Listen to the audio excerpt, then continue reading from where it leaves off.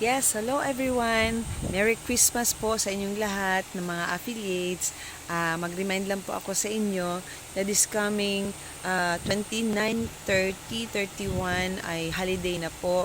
So wala na po tayong office niyan. So kung may mga hahabulin tayong rank or production, pwede pa rin po tayo mag-order through online on the 29, 30, and 31. Okay?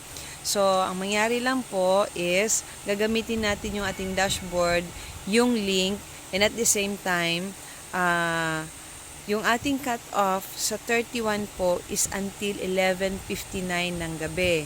So, pagdating na alas 12, cut-off na po talaga yan. And then, kung naghahabol tayo na makuha natin yung ating ranking or makakakuha tayo ng builder bonus, ang mangyari po, pwede tayong magdadagdag ng sales or production. Magpapa-order tayo sa labas ng Pilipinas, like for example, US, yung hindi pa tapos ang kanilang December 31. So, pwede tayong magpapa-order doon para madagdagan yung ating production.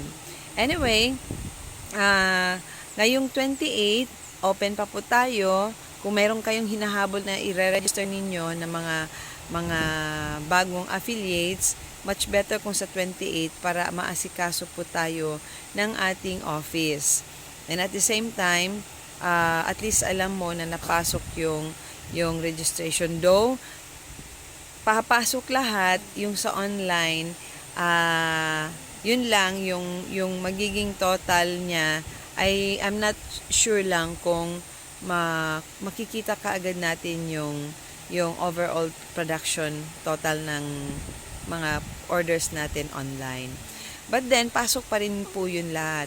So, yun po ang aking i-remind ko lang kayo sa ating holidays. So, pag gusto nyo nang ma-assist ko kayo, just tell me para i-assist ko po kayo. So, yun lang po. Merry Christmas and a Happy New Year. Wishing you all peace, love, and joy, and prosperity, and more blessings of good health and abundant blessings of financial and abundant blessing of customers and new affiliates for the year 2025. So, yun lang po. Maraming salamat. God bless us all.